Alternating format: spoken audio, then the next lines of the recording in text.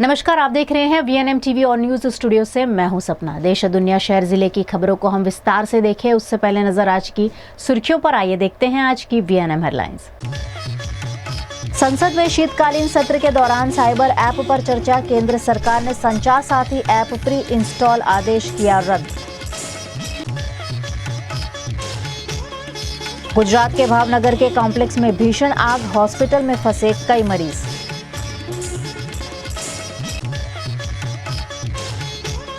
वडोदरा में युवती की संदिग्ध मौत, पुलिस द्वारा छानबीन जारी।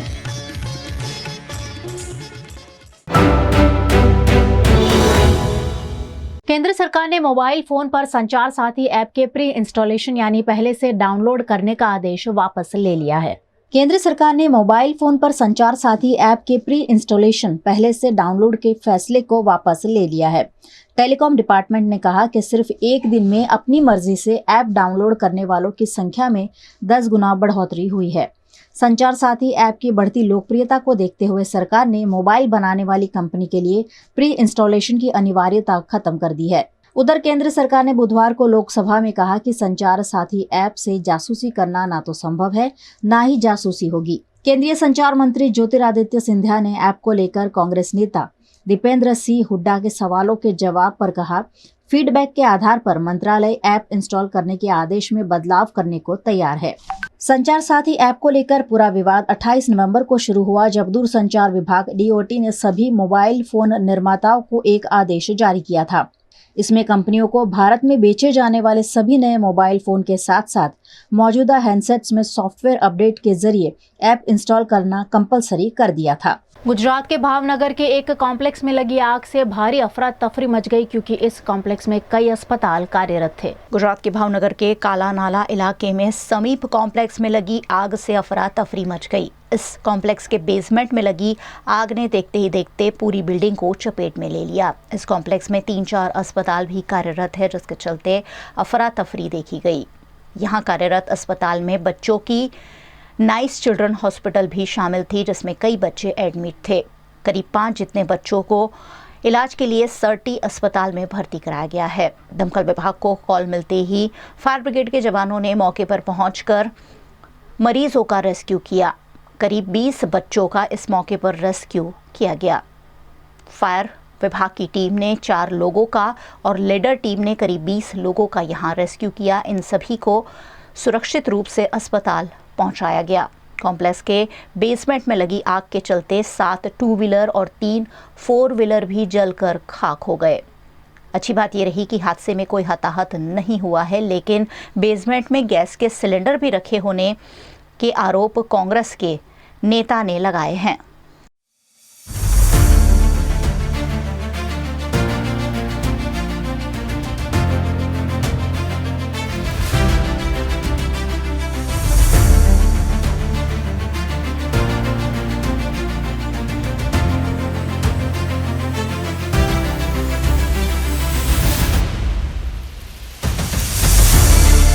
જે કાળુબા રોડ ઉપર હોસ્પિટલ કોમ્પ્લેક્સ છે કે જેમાં મલ્ટી સ્પેશિયાલિટી કે અમુક બીજા દવાખાનાઓ આવેલા છે, તો એમાં જે અત્યારે પ્રાથમિક માહિતી છે કે જે ગ્રાઉન્ડ ફ્લોરમાં અમુક કારણોસર આગ લાગી હતી, એના ધુમાડાથી બીજા ઉપર જે પેશન્ટ હતા એ એફેક્ટ થયા, પણ એ બધાને પછી આપણે બીજા હોસ્પિટલમાં શિફ્ટ કરી દીધા। તો અત્યારે કોઈ પણ રીતનો કોઈ જાનમાલ કે આગના લીધે બીજો કોઈ નુકસાન નથી। બીજા જે લોકો અહીંયા બાળકો કે લોકો ભરતી હતા એમના બીજા હોસ્પિટલમાં શિફ્ટ કર્યા છે, અને હવે કયા કારણસર આગ લાગી શું હતો એની આપણે તપાસ કર્યા પછી યોગ્ય પગલાં લઈશું। નહીં, એ અત્યારે જે પ્રાથમિક માહિતી છે કે જે ગ્રાઉન્ડ ફ્લોર છે એમાંથી કાંઈક ધુમાડો એમાં કાંઈ ઇસ્યુ થયેલું છે, સો એ બધું તપાસ પછી આપણે કહીશું કે કયા કારણસર થયેલું હતું ખરેખર। નહીં, મેં જેમ પહેલાં કીધું કે કોઈ પણ રીતનું આગ લાગવાથી કોઈ નુકસાન થયેલું એવું નથી। એ તો જસ્ટ પેશન્ટ કેમ કે પહેલાંથી ભરતી હતા એ બધાને આપણે પહેલાં એ બધાને બીજા હોસ્પિટલમાં શિફ્ટ કરેલા છે।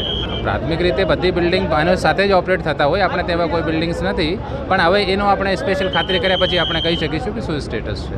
કાળુબા રોડ ઉપર આવેલી એક બિલ્ડિંગમાં આગ લાગેલ હતી। તુરંત ફાયર બ્રિગેડ સ્ટાફ ઘટના સ્થળે પહોંચેલ છે। એમાં લગભગ 19 થી 20 માણસો ફસાયેલા હતા। એને આપણે લેડરથી રેસ્ક્યુ કરીને બહાર કાઢેલ છે અને આ કામગીરી પૂર્ણ કરેલ છે અને અત્યારે કુલિંગ પ્રક્રિયા ચાલુ છે. કેઝ્યુઅલિટી કોઈ નથી. જે કાંઈ માણસોને કાઢ્યા એ દર્દી લોકો છે અને એને બીજી હોસ્પિટલમાં એડમિટ કરવા માટે લિફ્ટિંગ શિફ્ટ કર્યા છે. આગ બેઝમેન્ટમાંથી આગ ચાલુ થઈ હતી અને આખા બિલ્ડિંગમાં ઘૂસી હતી અને એની હિસાબે સ્મોકને હિસાબે રેસ્ક્યુ કરીને બિલ્ડિંગ ખાલી કરવામાં આવેલ હતી. અત્યારે પૂરી સ્થિતિ પૂર્ણ થઈ ગયેલ છે અને કુલિંગ પ્રક્રિયા ચાલુ છે. 19 થી 20 માણસોનું રેસ્ક્યू કરીને બહાર કાઢીને બીજી હોस्पिटल लिफ्टिंग करेल છે. वडोदरा की रणोली में नैन्सी की संदिग्ध मौत को लेकर बड़ा मामला सामने आया है, जिसके चलते पुलिस द्वारा प्रेस कॉन्फ्रेंस भी की गई. वडोदरा के रणोली क्षेत्र में कल रात एक गंभीर घटना सामने आई. नैन्सी भावेशवादी, जिनका 1.5 साल पहले प्रेम विवाह हुआ था, उनकी अचानक मौत के बाद मामला विवादास्पद बन गया. कल रात नैन्सी के परिवार को फ़ोन पर बताया गया कि नैन्सी की तबीयत खराब है. जब परिवारजन उन्हें देखने पहुंचे तब तक नैन्सी को एसएसजी अस्पताल ले जाया जा चुका था. बाद में परिवार को ये सूचना मिली कि नैन्सी की मौत हो गई है. મારી ભત્રીજીને રનોલીમાં છે એમાં એવું થયેલું કે લવ મેરેજ કરેલા એને 1.5 વર્ષ પહેલા. અત્યારે એમાં તો કાલ 4:30 ફોન એવો આવ્યો કે 4:30 લઈ આવ્યા છે તો ત્યાં રનોલીમાં લઈ ગયા પોલીસ સ્ટેશનમાં. પોલીસ સ્ટેશનને ત્યાં દવાખાનામાં લઈ ગયા, ત્યાંથી કોઈ જવાબ ના આવ્યો. તેથી અહીં એસએસજીમાં લઈ આવ્યા લોકો અને ત્યાંથી અમને ફોન આવ્યો 4:30 5 વાગે કે તમારી અહીંયા આગળ આવું થયું છે, તમે આવી જાઓ. એમને અમને એવું લાગે છે કે સાહેબ એના ગળા ઉપરથી નખ બખ વાગેલા છે અને મોઢા ઉપર ને ગળે બધે રૂપો અહીંયા કાળું કાળું છે બધું અને માથામાં બી કાળું છે સાહેબ. એટલે અમને એવું લાગે છે કે એ લોકોને ઘરેથી આ લોકોએ હેરાનગતિ કરેલી છે. પોલીસ ફરિયાદ કરી, અમે રાત્રે અમને બોલાયા હતા. અમે રાત્રે જવાહરનગર પોલીસ સ્ટેશનમાં ગયા હતા. ત્યાંથી અમારું કોઈ લખાણ લીધું નથી. અમે ખાલી એડ્રેસ ને બધું લીધું છે કે સાહેબ તમારે શું થયું છે શું નહીં, તમે લખાઈને ત્યાં આવે છે. पोस्टमार्टम रिपोर्ट आवे एना પછી અમને ખબર પડે. वहीं इस मामले पुलिस द्वारा प्रेस कॉन्फ्रेंस कर आगे की जानकारी साझा की गई. રણોલી ગામમાં મહાદેવના મંદિર પાસે એક હેંગિંગનો બનાવ બનવા પામેલ હતો. ભોગ બનનાર છે નેન્સીબેન, ડોટર ઓફ મુકેશભાઈ પૂંજાભાઈ સોલંકી, અને જાહેરાત આપનાર છે ભાવેશભાઈ રાજુભાઈ વાદી. ભાવેશભાઈ છે એ આ મરણ જનાર છે એમના હસબન્ડ થાય છે. ગઈકાલે 4 વાગ્યા પછી મરણ જનાર તરફથી ભાવેશભાઈ સાથે એક વખત કોલ ઉપર વાત થાય છે ગેસનો બાટલો ખાલી થઈ જવા બાબતે 4:30ની આસપાસ. અને ત્યાર પછી 5:15ના આસપાસ કોઈ પાડોશી દ્વારા ભાવેશ જ્યાં કામે જાય છે, નોકરી પર જાય છે, ત્યાં એમના ઉપર કોલ કરીને જાણ કરવામાં આવે છે કે નેન્સીએ સાડીનો છેડો પંખા સાથે બાંધી અને હેંગિંગ કરેલું છે. ભાવેશને લોકો સ્થળ ઉપર આવે છે અને એમને પછી 108 દ્વારા એસએસજી પહેલાં પ્રાથમિક દવાખાને લઈ જવામાં આવે છે, પછી ત્યાંથી એસએસજીમાં લઈ જવામાં આવે છે. આ કામે મરણ જનાર છે એમના 1.5 વર્ષ પહેલાં આ જાહેરાત આપનાર સાથે પ્રેમ લગ્ન થયેલા હતા. જાહેરાત લઈ અને પોલીસ આ બાબતે તપાસ કરી રહી છે. પીએમ પેનલથી કરવા માટેની ડૉક્ટર સાથે વાત થઈ છે અને સૂચના પણ આપવામાં આવેલી છે. તપાસમાં જે કાંઈ નીકળશે એ પ્રમાણે આગળની તપાસ કરવામાં આવે. હા, એમના પરિવારજનોને એટલે કે ભોગ બનનાર છે એમના મમ્મી પપ્પાને ત્યાં એસએસજી પીએમ રૂમ મળ્યો. એમના આક્ષેપો એવા છે કે ભાઈ મારી દીકરીને આ રીતે મારી નાખી છે, પણ હવે એ તપાસનો વિષય છે. પીએમ રિપોર્ટ આવી ગયા પછી અને વિશેરા પણ રિપોર્ટ આવી ગયા પછી આપણે એક કન્ક્લુઝન પર આવી શકીએ. आप देख रहे हैं वीएनएम टीवी और वक्त हो चला एक छोटे से अंतराल का. कहीं जाइएगा नहीं, जल्द लौटेंगे कुछ और खास खबरों के साथ. पिछले कई समय से हम कहीं घूमने नहीं गए. चलो ना, हम सब पूरा परिवार कहीं चलते हैं. अरे चलने के लिए तो हम सब तैयार हैं, पर कहाँ और कैसे जाएंगे ये बहुत बड़ा सवाल है ना. अरे टेंशन मत लो, मैंने सब पता कर लिया है. तुम सब बस हाँ बोलो. हाँ हाँ, चलो चलो चलते हैं. तो चलो राइट व्यू टूरिज्म एलएलसी के साथ. Right way to explore your destination. Right view Tourism का है एक्सक्लूसिव पैकेज 3 और 4 star hotel stay, night safari, बढ़िया खाना, एक बेहतरीन लग्जरी टूर. बोलो कहाँ जाना है? Dubai, Vietnam, Singapore, Malaysia, Georgia, Bali और बाकू. बताओ बताओ. कहीं भी चलो, बस चलो. 7 days 6 night का वियतनाम पैकेज, 4 स्टार होटल में स्टे और यहाँ की बेहतरीन जगहों की सैर. सिंगापुर, मलेशिया का 7 days 6 night 3 star hotel stay, Sentosa Universal Studio समेत कई जगहों की सैर। 5 डेज 4 नाइट पैकेज है दुबई का। 4 और 3 star hotel stay, dhow cruise, desert safari, city tour, miracle garden और बहुत कुछ। जॉर्जिया और बाली पैकेज 7 डेज और 6 नाइट। वहीं बाकू का पैकेज है 5 डेज 4 नाइट। इन सभी कंट्रीज को करना है एक्सप्लोर, तो उसके लिए है सिर्फ और सिर्फ राइट व्यू टूरिज्म LLC। चलो फिर मजे करेंगे सब मिलकर। Contact right view tourism LLC, F65 Indiabulls mega mall, 2nd phase, Jetalpur road, Vadodara. 9537683360, 971555406806। Bank of Baroda, light on your balance, heavy on lifestyle. Bank of Baroda का master stroke light savings account, ना high balance की जरूरत और भरपूर lifestyle benefits. Multiple offers के साथ free debit card, free NEFT, RTGS, IMPS की facility, locker पर फ्लैट 750 रुपीज का डिस्काउंट, हर महीने एक complimentary doorstep banking service, retail loan पर प्रोसेसिंग चार्ज में छूट और ब्याज दरों में रियायत। आज ही अप्लाई करें bankofbaroda.bank.in। बैंक ऑफ बड़ौदा, आपके भरोसे का बैंक।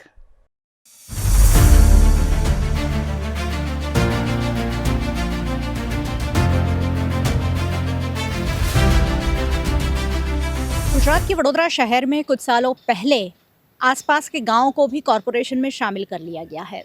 कॉरपोरेशन में शामिल करते ही इन इलाकों का विकास तो तेज़ी से होने लगा, लेकिन उन एरिया में सुविधाएं, जो बुनियादी सुविधाएं हैं, वो कॉरपोरेशन नहीं दे पा रही थी। यहाँ लाखों लोग अब रहने लगे हैं, तब ड्रेनेज लाइन डालने की प्रक्रिया शुरू की गई है। भायली से लेकर सिवासी तक करीब 35 किलोमीटर लंबी ड्रेनेज लाइन डाली जा रही है, क्योंकि यहाँ बहुत सारी बिल्डिंग तो है, लेकिन वहाँ ड्रेनेज लाइन नहीं होने की वजह से ड्रेनेज का पानी कहाँ निकाला जाए, ये यक्ष प्रश्न था। ऐसे में कई सालों के बाद आखिरकार ये काम शुरू हुआ है और सेवासी भायली इलाके में प्रेशर लाइन और साथ ही ड्रेनेज लाइन का नेटवर्क डालने की कार्यवाही पी दास इंफ्रास्ट्रक्चर नामक कंपनी कर रही है। यहाँ निर्माण कार्य तो चल रहा है, एक और की सड़क की खुदाई हो गई है और सड़क बंद कर दी गई है, एक ही ओर से आवाजाही हो रही है। ऐसे में शाम के वक्त यहाँ ट्रैफिक जाम भी होता है और यहाँ एक तरफ आप देखिए जिस तरह निर्माण हो रहा है वो भी बहुत धीमा लग रहा है। यहाँ से 2-3 दिन गुजरने पर पता चल रहा है कि काम बहुत ज़्यादा धीमा है। ऐसे में एक और की ये सड़क कब खुलेगी, ये तो बहुत बड़ा सवाल है ही। लेकिन यहाँ जो कॉन्ट्रैक्टर है उन्होंने जो बोर्ड लगाए हैं उस पर एक नज़र डालने जैसी है, क्योंकि जो भी कॉन्ट्रैक्टर वडोदरा महानगर पालिका अंतर्गत काम करते हैं उन्हें कब टेंडर मिला, उनके प्रोजेक्ट की तारीख क्या है, कब ख़त्म होनी है, क्या लिमिट है, कितने का ये काम है, ये सारी चीज़ें बोर्ड पर लिखनी होती है। लेकिन इस पूरे इलाके में कहीं भी ये डिटेल्स दर्शाई नहीं गई है। करीबन 64 करोड़ की लागत से ड्रेनेज लाइन का काम चल तो रहा है, लेकिन चंद लोग ही अमूमन काम करते नज़र आ रहे हैं। ऐसे में ये काम कब और कैसे पूरा होगा, ये बहुत बड़ा सवाल है।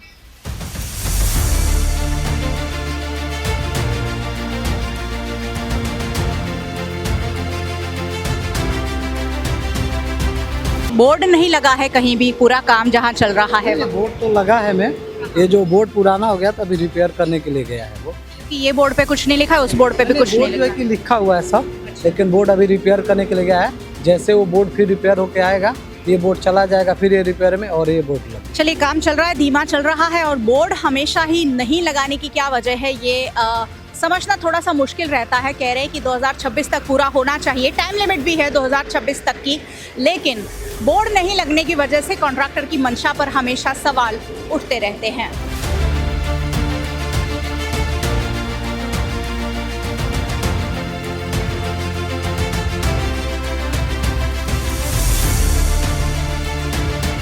P Pidas infrastructure private limited company ये काम कर रही है। पिछले कई महीनों से काम चल रहा है और फिलहाल मैं कंपनी के कैंप कॉन्ट्रैक्टर जो है उनका जो कैंप ऑफिस है वहाँ खड़ी हूँ। बड़ी सी जगह है और कुछ ऑफिसेस यहाँ बना कर रखे हैं। जो काम चल रहा है वहाँ से करीब 1-8 किलोमीटर दूर ये जगह है जहाँ पाइपलाइन और सब कुछ रखा हुआ है। और जब मैंने आके यहाँ पर देखा तो जो बोर्ड सड़क पर होना चाहिए था वो यहाँ पर रखा हुआ नजर आ रहा है। इस तरीके के जो बोर्ड हैं वो जहाँ काम चल रहा होता वहाँ लगाने होते हैं कि ये काम क्या है। तो यहाँ पर साफ साफ लिखा हुआ है कि सीवेज सिस्टम का काम है और सेवासी भाईली प्रेशर लाइन और ड्रेनेज ग्रेविटी की लाइन डालने का काम चल रहा है। करीब 63.47 करोड़ रुपए का ये काम है और 19/12/2023 को काम दिया गया है। करीब 24 महीने का समय है, यानी 2024 और 2025 एक्सक्लूडिंग मॉनसून, यानी 8 महीने निकाल दें तो शायद 2026 तक ये काम ख़त्म होना चाहिए। पीदास इंफ्रास्ट्रक्चर प्राइवेट लिमिटेड के पास ये काम है और green design and engineering service private limited और टीपीआई एजेंसी है वो राइट्स लिमिटेड हैं। इस तरीके के जो बोर्ड हैं वो वहाँ लगने चाहिए जहाँ ये काम हो रहा है, क्योंकि लोगों को पता चलना ज़रूरी है कि आखिरकार ये काम क्या चल रहा है और कब तक ख़त्म होगा, कौन सी कंपनी ये काम कर रही है। लेकिन कॉन्ट्रैक्टर जो भी ये काम लेते हैं इस तरीके की ट्रांसपेरेंसी अपने काम में नहीं दिखाते हैं, क्योंकि अगर काम में देरी हो जाए तो फिर एक्सटेंशन पे एक्सटेंशन चलते रहते हैं और इस तरीके के बोर्ड हैं वो सवालों के घेरे में कंपनी को खड़ा करते हैं, कॉन्ट्रैक्टर को खड़ा करते हैं। ऐसे में बोर्ड लगाने में हमेशा ही कॉन्ट्रैक्टर जो हैं चूक कर जाते हैं। इस तरीके की कार्यवाही पर वडोदरा महानगर पालिका कोई कार्यवाही क्यों नहीं करता है, ये सबसे बड़ा सवाल है। क्योंकि अगर 63-64 करोड़ का काम चल रहा है तो इसका मॉनिटरिंग भी हो रहा होगा। अगर मॉनिटरिंग हो रहा है तो कॉरपोरेशन के अधिकारियों कर्मचारियों को भी पता चलना चाहिए कि भाई यहाँ बोर्ड क्यों नहीं लगाया है। इसी तरीके की मनमानी और लापरवाही वडोदरा में विकास कार्यों के नाम पर चल रही है और जनता के पैसों से हो रहे काम और पैसों की फिजूल खर्ची हो रही है, लेकिन बोलने वाला कोई नहीं है।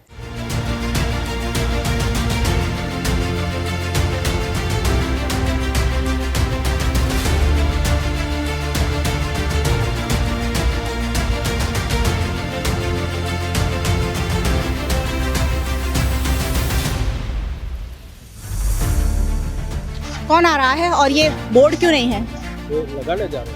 लगाने जा रहे हो कि प्रिंट करवाने जा रहे हो? दिखा, ये वही है ना, प्रिंट बाकी है। जब हमने सवाल यहाँ पूछना चाहा तब आनन फानन में एक बोर्ड लगाया जा रहा है डाइवर्जन का। वो बोर्ड भी डाइवर्जन का लगा हुआ नहीं था। ऐसे में रात में यहाँ एक्सीडेंट हो सकते हैं, लेकिन डाइवर्जन का बोर्ड जो है फिलहाल लगाया जा रहा है। जब हमने उनसे सवाल पूछा कि बोर्ड क्यों नहीं लगाया है, वैसे बोर्ड जो हैं वो डाइवर्जन के साथ साथ ये भी लगने चाहिए कि ये जो काम है वो कौन सी कंपनी कर रही है, कब तक करेगी, क्या काम चल रहा है। लेकिन उसके बजाय यहाँ एक डाइवर्जन का बोर्ड ज़रूर कॉन्ट्रैक्टर कंपनी द्वारा लगाने की कोशिश की जा रही है। जब आग लगती है तभी कुआं खोदने की ये जो कोशिश होती है ये यहाँ साफ साफ दिखाई पड़ रही है कि सवाल पूछने के बाद यहाँ आनन फानन में बोर्ड लगाया जा रहा है। दूसरा नहीं लगाना है, लगाना है लगा दीजिए। दूसरा बोर्ड भी यहाँ लगाने की कोशिश हो रही है। एक डाइवर्जन का बोर्ड लेकर आए हैं जब हमने इनसे सवाल पूछा, और अब दूसरा बोर्ड भी यहाँ लगाने की कोशिश कर्मचारी कर रहे हैं। लेकिन ये भी डाइवर्जन का बोर्ड है कि आपको अपना वाहन सावधानी से चलाना है। और वो भी जब हमने यहाँ सवाल उठाए कि बोर्ड क्यों नहीं लगा है, उसके बाद यहाँ जो भी कॉन्ट्रैक्टर कंपनी है पीदास इंफ्रास्ट्रक्चर, उसके कर्मचारी यहाँ आनन फानन में बोर्ड लगा रहे हैं। डाइवर्जन का बोर्ड तो होना ही चाहिए, वो भी नहीं था यहाँ पर। और एक और की सड़क बंद होने के बावजूद अगर इस तरीके के बोर्ड ना लगे हों तो रात में कोई भी वाहन दुर्घटना का शिकार बन सकता है। इस तरीके की लापरवाही हमेशा ही सरेआम सड़कों पर कॉन्ट्रैक्टर कंपनी द्वारा दिखाई जाती है और फिर भी कॉरपोरेशन द्वारा कोई कार्रवाई नहीं होती है और सीधा सीधा लोगों की जान के साथ खिलवाड़ होता रहता है। बोर्ड यहाँ अभी भी वो बोर्ड नहीं लगा है जो नियम के अनुसार लगना चाहिए। ऐसे में इस तरीके की जो भी कॉन्ट्रैक्टर है उन पर क्या कार्रवाई होगी, उस पर वडोदरा शहर को ज़रूर कोई ना कोई सवाल उठाना चाहिए या वडोदरा महानगर पालिका को एक्शन लेना चाहिए। नहीं तो इसी तरह से कॉन्ट्रैक्टर की मनमानी चलती रहेगी। सहयोगी भरत राजपूत के साथ मयूरी का वीएनएम टीवी के लिए।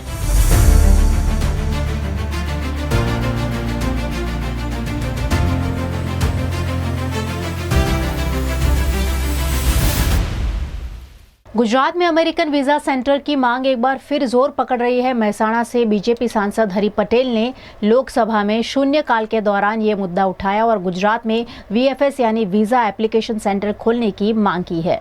माननीय सदस्य श्री हरिभाई पटेल जी। बहुत बहुत धन्यवाद माननीय अध्यक्ष महोदया।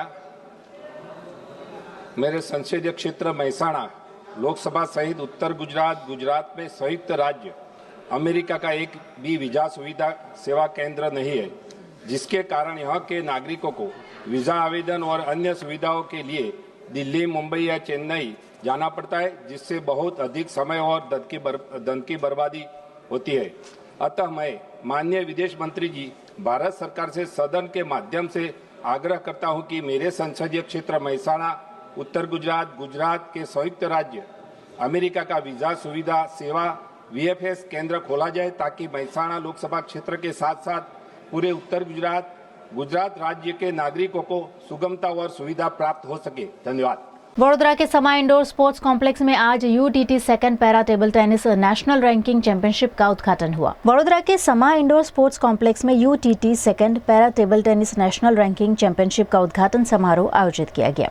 ये प्रतियोगिता table tennis association of India (TTAB), Gujarat state table tennis association (GSTTA) और table tennis federation of India (TTFI) के सहयोग से आयोजित की गई। प्रतियोगिता में देश भर से पैरा टेबल टेनिस खिलाड़ी हिस्सा लेंगे और ये उनके प्रदर्शन और रैंकिंग के लिए महत्वपूर्ण साबित होगा। Ultimate table tennis second national para ranking table tennis championship 2025-26 આપણા આંગણે વડોદરાના સમા સ્ટેડિયમ ખાતે ખૂબ સરસ રીતે શરૂઆત થઈ ગઈ।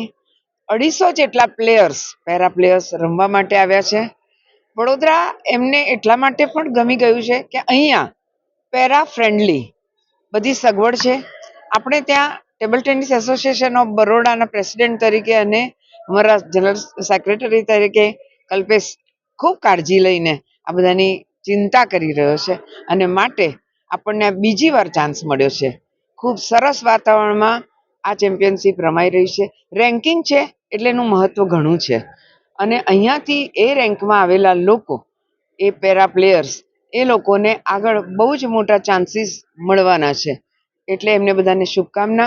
વડોદરામાં એમનું આતિથ્ય બરાબર થાય એની ચિંતા TTAB અને મારી ટીમ કરવાની છે। ખૂબ આનંદ, ગૌરવ અને સ્પોર્ટ્સ માટે ખૂબ સરસ આ તક છે। વધાવું છું। आज यहाँ पे national para ranking table tennis championships हो रहे हैं, तो वडोदरा को इंडिया के स्पोर्ट्स मैप में डालने के लिए बहुत महत्वपूर्ण कदम है। और आज का दिन और भी इम्पोर्टेंट है क्योंकि आज 3 दिसंबर है, जो कि वर्ल्ड डिसेबिलिटीज डे है। ये दिन 1992 में यूनाइटेड नेशंस ने शुरू किया था टू नॉर्मलाइज और break society stereotypes about differently abled people. तो उनको सोसाइटी में एब्जॉर्ब करने के लिए, उनको जो भी लोकेशन है, कॉमन फैसिलिटीज है, उनके प्रति फ्रेंडली बनाने के लिए ये मुहिम चालू हुई थी। तो आज के दिन जो ये इवेंट यहाँ पे शुरू किया जा रहा है, ये हमारे वडोदरा के लिए एंड IOCL के लिए भी it's a proud moment because we are a part of it. हम as a corporate Paralympics को हमने 2-3 major Paralympic events sponsor भी किए हैं, प्लस जो वर्ल्ड नंबर 1 आर्चर है, जो वर्ल्ड पैरा ओलंपिक्स में ब्रॉन्ज मेडल जीती थी, Sheetala Devi, she is an employee of IOCL। उसके अलावा there is Arman Malik, she is also supported by IOCL। तो स्पोर्ट्स में IOCL बहुत बड़ी तरीके से अपने CSR और अदर एक्टिविटीज के थ्रू सपोर्ट करता है एंड उसमें एक स्पेशल पार्ट हम पैरा एथलीट्स को देते हैं। तो वी होप कि इन द फ्यूचर ऐसे और इवेंट्स हो, not only for Para Olympics but other sports also, so that Vadodara features prominently on the sports map of India. અહીંયા વડોદરા ખાતે વડોદરા સ્પોર્ટ્સ ફાઉન્ડેશનના સમા સ્પોર્ટ્સ કોમ્પ્લેક્સ ખાતે આયોજન કરવામાં આવી રહ્યા છે। આજે વર્લ્ડ ડિસેબિલિટી ડે છે અને સાથે સાથ વિકલાંગો માટે પણ આપણે ડિફરન્ટલી એબલ કહેવાય એમના માટે ખાસ સ્પોર્ટ્સ ચેમ્પિયનશિપ્સ આયોજન કરવામાં અને સફળ બનાવવામાં યુટીટી અને ટેબલ ટેનિસ ફેડરેશન તરફથી જે આયોજન કરવામાં આવી છે એમને હું ખૂબ અભિનંદન પાઠવું છું। બહુ સારું ઇનિશિયેટિવ છે। જે રીતનું આપણે જનરલ સ્પોર્ટ્સમેનને પ્રમોટ કરીએ છીએ પેરાલિમ્પિક્સ અને પેરા સ્પોર્ટ્સમાં પણ ભારતનું ખૂબ મોટું આયોજન અને યોગદાન રહેતું હોય છે અને વડોદરાથી પણ ખાસ સારું પાર્ટિસિપેશન હોય છે. વીએમસીના 2 ખેલાડીઓ પણ પેરામાં અત્યારે પાર્ટિસિપેટ કરી રહ્યા છે. એટલે આ ટેબલ ટેનિસ એવા એક ગેમ છે જેમાં બધાને અમે પ્રોત્સાહન આપતા જ હોય છે. વડોદરા ધીરે તમામ સ્પોર્ટ્સ ઓર્ગેનાઇઝર તરીકે આગળ વધી રહ્યા છે. આપ જાણો છો કે badminton, table tennis, basketball, swimming બધામાં અત્યારે અલગ અલગ ટુર્નામેન્ટ્સની આયોજન વડોદરામાં થઈ રહ્યા છે.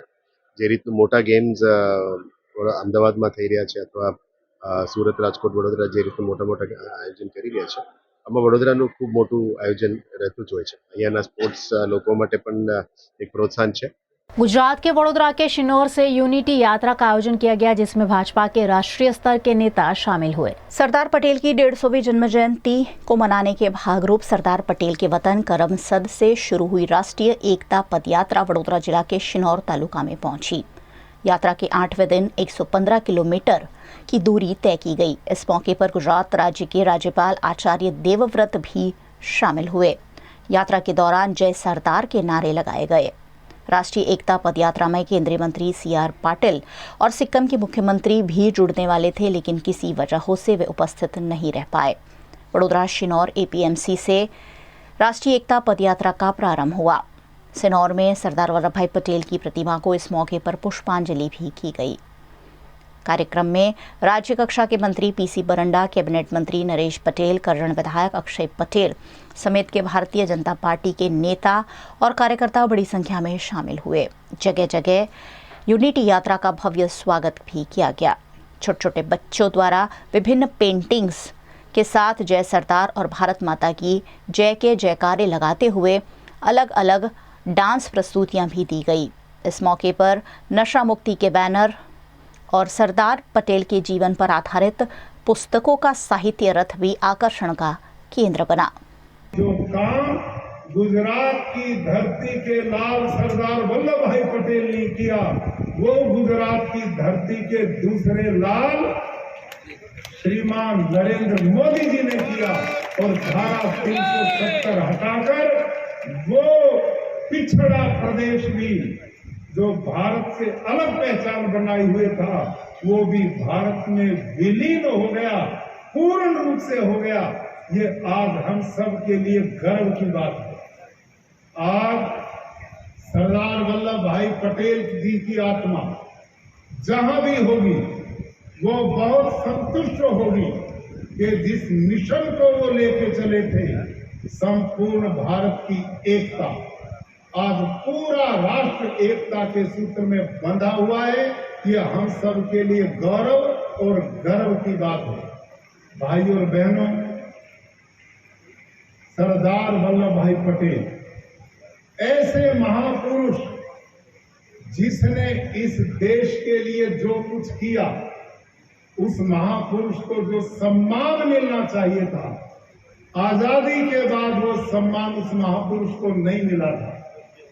आज ये भी हमारे लिए सौभाग्य की बात है कि भारत के यशस्वी प्रधानमंत्री श्रीमान नरेंद्र मोदी जी ने सरदार जी को वो जो सम्मान जिसके वो हकदार थे, वो सम्मान दिया तो ऐसा दिया कि आज दुनिया में सरदार से ऊंची प्रतिमा दुनिया में किसी अन्य की नहीं है। केवड़िया में ये यात्रा पहुंच रही है, जहां 182 मीटर ऊंची प्रतिमा जो भारत की एकता के प्रतीक के रूप में खड़ी हुई है, जहां इस समय देश के कोने कोने से लोग आते हैं और सरदार के जीवन के महत्व को समझते हैं, उनके द्वारा किए गए राष्ट्र के लिए कार्यों को जानते हैं और उनके प्रति श्रद्धान्वित होते हैं और इस राष्ट्र की एकता अखंडता के लिए प्रेरणा लेकर के जाते हैं। आज ऐसी उनकी वो भव्य प्रतिमा और उनके प्रति वो श्रद्धा सुमन जो अर्पित किए गए, वो निसंदेह जिंदी कौम का परिचय है, जिन्होंने अपने महापुरुषों को सदैव स्मरण रखते हुए उनसे प्रेरणा लेने का वो बहुत बड़ा केंद्र स्थापित हुआ।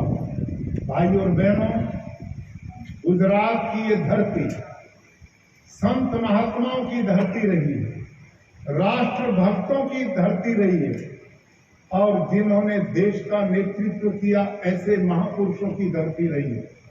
इस धरती पर ऐसे महापुरुषों के जीवन के वो बिंदु जो हमें सदा आत्मोत्थान का परिचय देते हैं, देश की एकता और अखंडता बनाए रखने के लिए प्रेरित करते हैं। ऐसे समय में जब सरदार साहब को के जन्म को 150 वर्ष हो चुके हैं, आज पूरा देश उनकी जन्म जयंती को मना रहा है। और आज का ये दिन जिसमें हमारे सभी यात्री लगातार यात्रा करते हुए 6 दिसंबर के दिन की ओर बढ़ रहे हैं, केवड़िया की ओर, उन सब यात्रियों को मैं बहुत बहुत साधुवाद और बधाई देता हूं। और आयोजक मंडल जो इस पूरी यात्रा में रात और दिन प्रयास करके इसको विधिवत सफलता की ओर ले जा रहे हैं, वो सब बधाई के पात्र हैं। प्रशासन के लोग जो इस मिशन को व्यवस्था में लगे हुए हैं, उनको भी मैं साधुवाद देता हूं। और अपनी ओर से, आप सब की ओर से, सरदार वल्लभ भाई पटेल जो हमारे महापुरुष, जो हमारे आदरणीय, जो हमारे लिए वंदनीय, जो इस देश की प्रतिष्ठा थे, जो इस देश का गौरव रहे, जो इस देश का सम्मान रहे, उनके प्रति मैं बहुत सम्मान भाव से श्रद्धांजलि अर्पित करता हूँ। गुजरात के अरवली जिले के मोडासा में खेल महाकुंभ की हॉकी प्रतियोगिता का आयोजन किया गया। अरवली जिले के मोडासा में स्पोर्ट्स ऑफ गुजरात और खेल एवं युवा सांस्कृतिक विभाग की ओर से खेल महाकुंभ की हॉकी प्रतियोगिता का आयोजन किया गया है। मध्य जोन की यह hockey tournament JB Shah English medium school के मैदान में 2 दिसंबर से 8 दिसंबर तक आयोजित की जा रही है। मध्य जोन की कुल 9 टीमों ने इस टूर्नामेंट में हिस्सा लिया है। सभी टीमों के बीच नॉकआउट मैच खेले जा रहे हैं। इनमें से शीर्ष 2 टीमें क्वालिफाई होकर राज्य स्तरीय प्रतियोगिता में खेलने का मौका पाएंगी। स्पोर्ट्स अथॉरिटी ऑफ गुजरात से खेल महाकुंभ मध्य जोन का आयोजन अरवली डिस्ट्रिक्ट में तालुका मोडासा में आयोजन किया गया है, जिसमें अंडर 14, अंडर 17 और ओपन एज ग्रुप भाइयों बहनों का तारीख 2 से लेके 8 तक आयोजन है।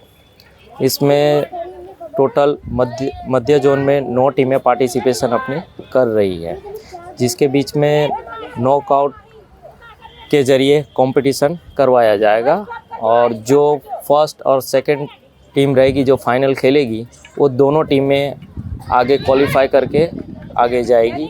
और हमारी शुभकामनाएं हैं कि पिछले साल भी हम लोगों का स्टेट में मेडल रहा था, और इस साल भी इस जोन में से जो 9 डिस्ट्रिक्ट है वो मेडल प्राप्त करे। और आए हुए सभी खिलाड़ी भाइयों बहनों का स्पोर्ट्स अथॉरिटी ऑफ गुजरात युवक सेवा सांस्कृतिक प्रवृत्ति विभाग की तरफ से मैं उनका स्वागत करता हूं। गुजरात के वासद के SVIT परिसर में 37वां विश्व एड्स दिवस मनाया गया। इस अवसर पर SVON और NSS यूनिट SVIT ने संयुक्त रूप से कार्यक्रम आयोजित किया। वासद के SVIT परिसर में 37वां विश्व एड्स दिवस मनाया गया। इस अवसर पर सरदार वल्लभ भाई Patel institute of nursing SVON और NSS यूनिट SVIT ने संयुक्त रूप से कार्यक्रम आयोजित किया। कार्यक्रम की शुरुआत इंचार्ज प्रिंसिपल एकता पटेल ने एड्स के बारे में जानकारीपूर्ण व्याख्यान से की। मुख्य अतिथि के रूप में तुलिप हॉस्पिटल के डॉक्टर हिमांशु मेघनाथी उपस्थित रहे। इस अवसर पर राजूपुरा गांव में एड्स अवेयरनेस रैली का आयोजन किया गया, जिसमें बड़ी संख्या में छात्र छात्राओं ने हिस्सा लिया। छात्र छात्राओं ने बैनर, प्ले कार्ड और नारे लगाकर गांव वासियों में एड्स के प्रति जागरूकता फैलाई। Be in a dormant stage. Even the virus is inside your body, but there is no particular symptom you are observing, and that latent stage will be of decade. मतलब 10 year तक वो virus आपकी body में रहेगा without any symptom. That depends on person immune system. So it is very difficult to detect the HIV virus in the human body when the virus is into the second stage, that is chronic dormant stage. मतलब जो તમે બધું સારી રીતે કરો તો you can live good long life also, but it is a very debilitating life and very bad kind of, when the medicine have side effects, other issues. So many things are there. So why go through all this? Mane evu hatu when I used to study injectable drug users, so it was not very frequent. Nowadays I am seeing I use very frequently. Even I'm a young doctor, I'm a cardiologist, maru to field nathi, still I'm seeing young people who are having these habits, and those are collegians, just post college, they are starting having these habits. Multiple sex partner, that is definitely there. So these are things that you can do, to mess your life up, and it is better to have preventive practices in all this segment, because you are not even allowed a single mistake. आप देख रहे हैं VNM TV और वक्त हो चला एक छोटे से अंतराल का। कहीं जाइएगा नहीं, जल्द लौटेंगे कुछ और खास खबरों के साथ।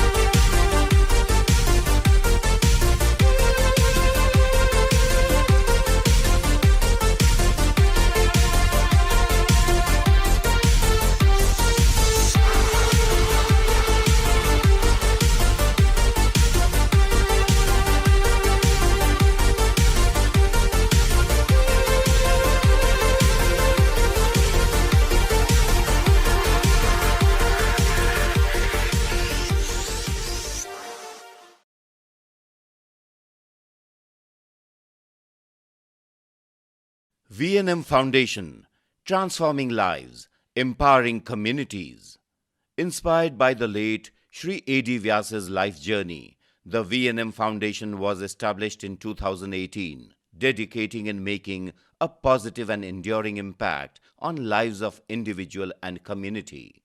VNM Foundation is working on issues that can improve the society today and tomorrow: health and education, environmental wellness, inclusion, women empowerment, sports, art and culture.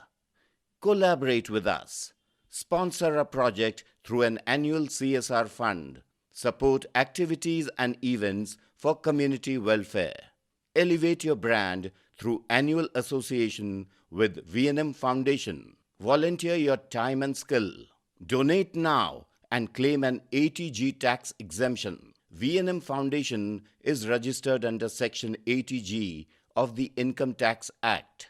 VNM Foundation, transforming lives, empowering communities. For more details, contact 918734872606 or 919879572606.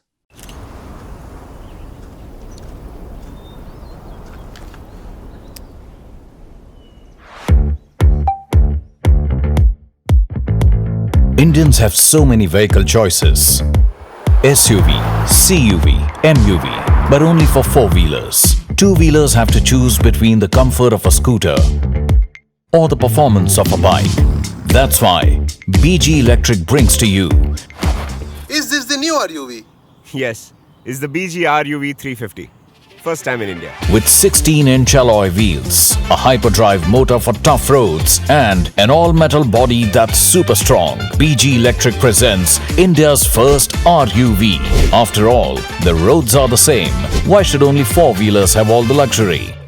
Narmada जिले में राजनीति फिर से गर्म हो गई है। आप जिला अध्यक्ष निरंजन वसावा द्वारा सोशल मीडिया पर बीजेपी नेताओं पर लगाए गए गंभीर आरोपों के बाद अब बीजेपी ने पलटवार किया है। नर्मदा जिले में आम आदमी पार्टी और बीजेपी आमने सामने आ गई है।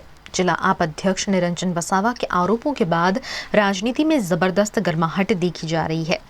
दरअसल आप जिला अध्यक्ष निरंजन वसावा ने सोशल मीडिया पर एक वीडियो जारी कर बीजेपी सांसद मनसुख वसावा, जिला बीजेपी अध्यक्ष नील राव और पार्टी के अन्य नेताओं पर शराब से जुड़े मामले को लेकर गंभीर आरोप लगाए थे। इन आरोपों का जवाब देते हुए नर्मदा जिला बीजेपी अध्यक्ष नील राव ने एक प्रेस कॉन्फ्रेंस की और उस दौरान निरंजन वसावा पर कई गंभीर आरोप लगाए। સમગ્ર ગુજરાત રાજ્યમાં જ્યારે દારૂ અને ડ્રગ્સ મુદ્દે હાલ કોંગ્રેસ સરકાર ઉપર આક્રમક બની છે, ત્યારે નર્મદા જિલ્લામાં થોડા દિવસ અગાઉ આમ આદમી પાર્ટીના પ્રમુખ નિરંજન વસાવાના ભાઈને પોલીસે દારૂ સાથે ઝડપી પાડ્યો હતો। ત્યાર પછી સમગ્ર નર્મદા જિલ્લાનું રાજકારણ ગરમાયું છે। સાંસદ મનસુખભાઈ વસાવા દ્વારા આમ આદમી પાર્ટીના પ્રમુખ ઉપર પ્રહાર કરવામાં આવ્યા હતા। ત્યારબાદ ગત રોજ આમ આદમી પાર્ટીના પ્રમુખ નિરંજન વસાવા દ્વારા સોશિયલ મીડિયામાં એક વિડીયો નાખવામાં આવ્યો હતો। તેમાં ભાજપના પ્રમુખ અને ભાજપ સાંસદ અને ભાજપના કાર્યકર્તાઓ પર ગંભીર પ્રકારના આક્ષેપ કથિત રીતે કરવામાં આવ્યા હતા। ત્યારબાદ આજે રાજપીપળા કમલમ ખાતે ભારતીય જનતા પાર્ટીના પ્રમુખ નીલ રાવે પત્રકાર પરિષદ બોલાવી અને નિરંજન વસાવા ઉપર ગંભીર પ્રકારના આક્ષેપ કર્યા છે। ત્યારે કહી શકાય કે નર્મદા જિલ્લાનું રાજકારણ હાલ ગરમાયું છે। નીલ રાવે જે પ્રમાણે ગંભીર આક્ષેપ કર્યા છે તેઓ શું કરી રહ્યા છે, શું કહી રહ્યા છે, નીલ રાવ દ્વારા જે આક્ષેપ કરવામાં આવ્યા છે તે કયા પ્રકારના છે, તે શું કહી રહ્યા છે તે સાંભળીએ। એક તો આ નિરંજન વસાવા જે છે એ એનું ભૂતકાળ પહેલા ભારતીય જનતા પાર્ટીમાં કામ કરતો હતો। ભારતીય જનતા પાર્ટીની અંદર જ્યારે એને તોડ પાણીના કામ ચાલુ કર્યા, ગરડેશ્વર તાલુકાની અંદર કોન્ટ્રાક્ટરો પાસે જઈ અને પાર્ટીના નામ પર પૈસા ઉઘરાવા જેવા કામ એને ચાલુ કર્યા, તો ભાજપ એ શિસ્તબદ્ધ પાર્ટી છે અને એને ભાજપમાંથી સસ્પેન્ડ કર્યો। એના પછી એ છોટુભાઈ વસાવા સાથે બીટીપીમાં જોડાયો। બીટીપીમાં જ્યારે જોડાયો ત્યારે પણ એ બીટીપીના નામ પર આ જ પ્રકારની તોડપાણી બધી જગ્યાએ ઉઘરાણું કરવા જતો હતો। પરિણામે એને બીટીપીમાંથી બી બહાર કાઢ્યો। ત્યારબાદ સરપંચ પરિષદના નામે, સરપંચ પરિષદમાં જોડીને સરપંચ પરિષદના નામે સરપંચોને ગુમરાહ કરી અને આ જ પ્રકારની તોડપાણીના કામ એને ચાલુ રાખ્યા। અનેકો જગ્યા પરથી એને આ પ્રકારના કામ કરેલા છે અને એને પછી સરપંચ પરિષદમાંથી બી કાઢ્યો અને ત્યારબાદ અત્યારે આમ આદમી પાર્ટીની અંદર જિલ્લા પ્રમુખ તરીકેની એને જવાબદારી મળી। હું એને જિલ્લા પ્રમુખ તો નહીં કહું, એ ચૈતરભાઈનું ચરવા મૂકેલું બકરું છે। જેને જે વિડીયો બનાવ્યો એની અંદર એમ તો મેં વ્યક્તિગત રીતના પોલિટિકલમાં આક્ષેપ પ્રતિ આક્ષેપમાં હું પડતો નથી, પણ જ્યારે એને આક્ષેપ કર્યો મારી ઉપર, તો અત્યારે હું એક જવાબદાર પાર્ટીનો જિલ્લાનો પ્રમુખ છું અને એને જે આક્ષેપ કર્યો કે અમે દારૂનો વેપાર કરીએ છીએ અને અમે એનું પાયલોટિંગ કરીએ છીએ, તો એની પાસે કોઈ આધાર પુરાવા કે પ્રમાણ હોય તો એને સાર્વજનિક કરવા જોઈએ। અને જો એને આધાર પુરાવા વગર આ વાત કીધી હોય તો આજે હું એને મારી માનહાનિની નોટિસ એની પાસે મોકલું છું અને એને કોર્ટની અંદર સિદ્ધ કરવું પડશે કે મેં કયા જગ્યા પર આ પ્રકારનો વેપાર કર્યો છે। એના જેવી વૃત્તિવાળા લોકો, આ નિરંજન વસાવા એની બાઇટની અંદર, એના વિડીયોની અંદર બોલતો હતો કે હું ગ્રેજ્યુએટ થયેલો છું અને મને કોઈ સરકારી નોકરી ના મળી એટલે મેં હોટલનો વેપાર કરું છું। આજે એની એક વાત આપ સૌના માધ્યમથી હું સાર્વજનિક કરવા માંગુ છું। એ જ્યારે કોલેજમાં ભણતો હતો બીજા વર્ષમાં, તો એને એના સ્થાન ઉપર બીજા કોઈને પરીક્ષા આપવા માટે બેહાડ્યો હતો। એને પરીક્ષામાંથી ઊભો કર્યો હતો અને એને પરીક્ષા આપવા નથી દીધી અને એના પછી એને ગ્રેજ્યુએશન કઈથી કર્યું એની ડિગ્રી એ સાર્વજનિક કરે। જો એની અંદર એને સાચા અર્થમાં ગ્રેજ્યુએશન કમ્પ્લીટ કર્યું હોય તો એની ડિગ્રી એ સાર્વજનિક કરીએ, ને તો હું એને ડિગ્રી ચોર નું આજે બિરુદ આપીશ। અનેક વખત એને સરકાર પર આક્ષેપો કર્યા છે, જે પોતે ભ્રષ્ટાચારમાં ઓતપ્રોત છે। એનો ભાઈ એ 5 વખત દારૂના કેસની એની ઉપર એફઆઈઆરો થઈ રહી છે. એ એફઆઈઆર ની નકલ પણ આજે હું તમને બધાને બતાવવા માંગીશ.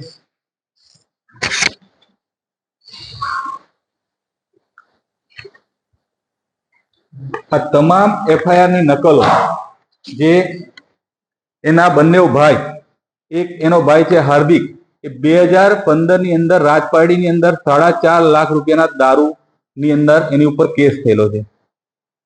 એનો જે બીજો ભાઈ છે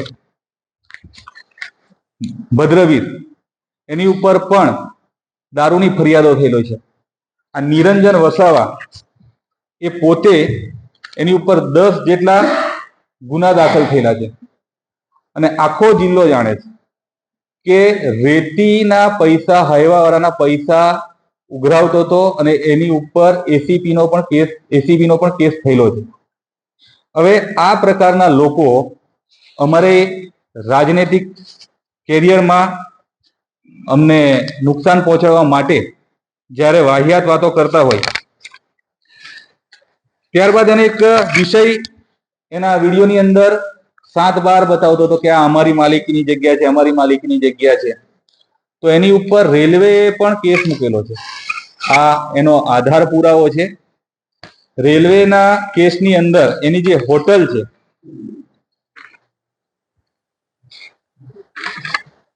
એ હોટલની અંદર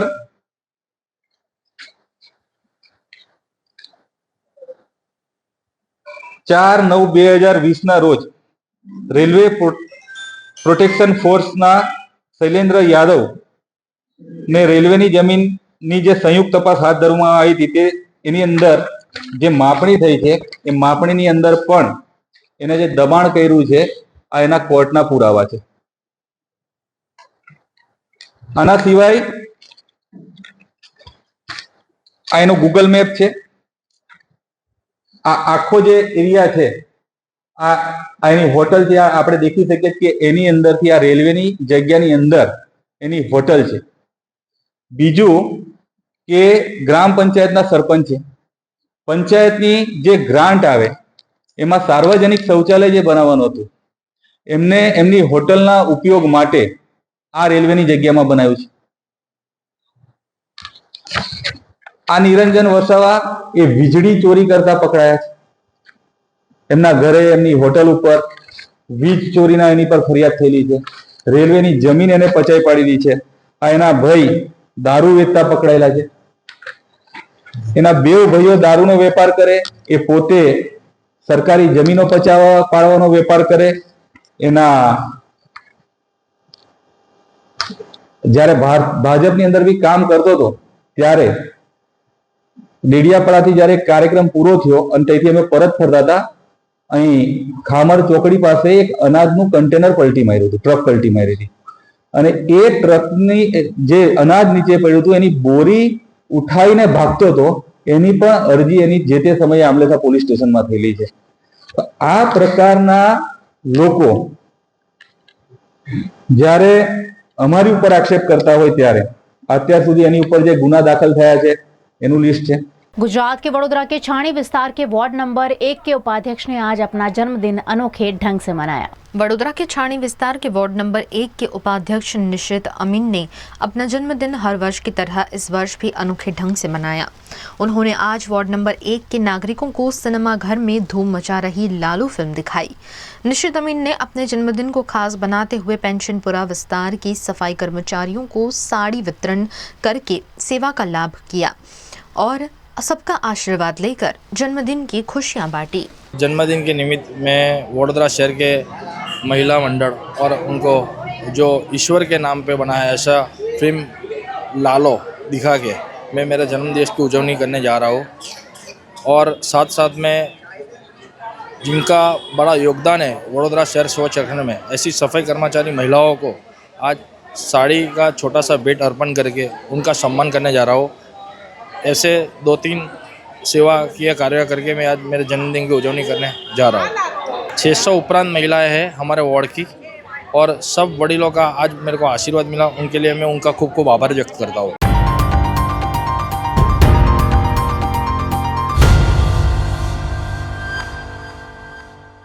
वडोदरा में आज 37वां विश्व दिव्यांग दिवस मनाया गया। इस अवसर पर शहर की दिव्यांग संस्थाओं और यूनाइटेड वे ऑफ बड़ौदा की ओर से जागरूकता रैली का आयोजन किया गया। दिव्यांगों को प्रोत्साहन, सम्मान, अधिकार और समाज में उनकी सक्रिय भागीदारी के संदेश को आगे बढ़ाने के उद्देश्य से निकाली गई इस रैली में बड़ी संख्या में नागरिकों, छात्रों और विभिन्न संगठनों ने भाग लिया। रैली का उद्घाटन गुजरात विधानसभा के मुख्य दंडक बालकृष्ण शुक्ल द्वारा किया गया। ये रैली सुबह 8 बजे कारेली बाग स्थित जनरल अस्पताल से शुरू हुई और अंबालाल पारेख मुक्त धनी ट्रस्ट एजुकेशन कैंपस पर जाकर संपन्न हुई।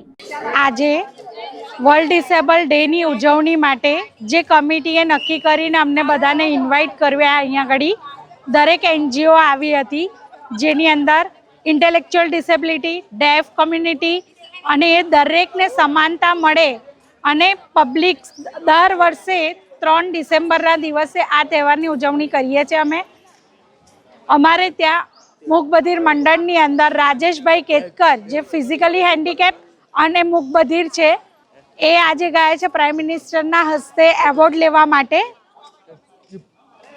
અને એમને આજે એવોર્ડ મળવાનો છે, જેની ખુશી અમે અહીંયા વ્યક્ત કરીએ છીએ। આજે 3 ડિસેમ્બર વિશ્વ દિવ્યાંગ દિનને આજથી શરૂઆત થાય છે। એક આખું વીક સેલિબ્રેશનથી થાય છે અને આ 67મો વિશ્વ દિવ્યાંગ દિન છે। આજે આ પ્રોગ્રામમાં બાલકૃષ્ણ શુક્લા સાહેબ, પ્રકાશ સોની સાહેબ, આદિત્ય સાહેબ અને રિકેશ સાહેબ અને નીલમ આચાર્ય મેડમ ઉપસ્થિત હતા અને આ આખો પ્રોગ્રામ સમગ્ર યુનાઇટેડ વે ઓફ બરોડા દ્વારા આયોજિત કરવામાં આવે છે અને એમનો સાથ અને સહકાર ઘણા વર્ષોથી મળતો રહ્યો છે અને મળતો રહેશે એવી આશા સાથે હું અહીંયા એમને આભાર વ્યક્ત કરું છું। इंडिया में नाम सिर्फ एक आइडेंटिटी नहीं, एक आशीर्वाद होता है। गुजराती, सिख से मुस्लिम एक नाम का जन्म होता कैसे है, इसके बारे में आज जानने वाले हैं इस वीडियो में। नमस्कार, मैं हूं राजी व्यास और आपका स्वागत है वीएनएम टीवी के रिचुअल्स ऑफ हिंदुस्तान बताता है जिससे नाम शुरू होना चाहिए। इस रिचुअल को नाम मंत्र उच्चारण भी कहते हैं। वहीं बंगाली फैमिलीज की बात करें तो यहाँ नामकरण को नामकरण ही कहा जाता है। मंदिर में या घर पर हवन के साथ होता है। पंडित एक राशि का अक्षर बताता है, फिर दादा दादी या नाना नानी और कुछ केसेस में बुआ बेबी का नाम रखते हैं, जैसे आपनो नाम बोलकर अनाउंस करते हैं। अगर बात इसे कहा जाता है नामकरण सेरेमनी, बेबी का नाम रखा जाता है। मुस्लिम फैमिलीज में नामकरण अकीकाह या तहनीक से जुड़ा जाता है।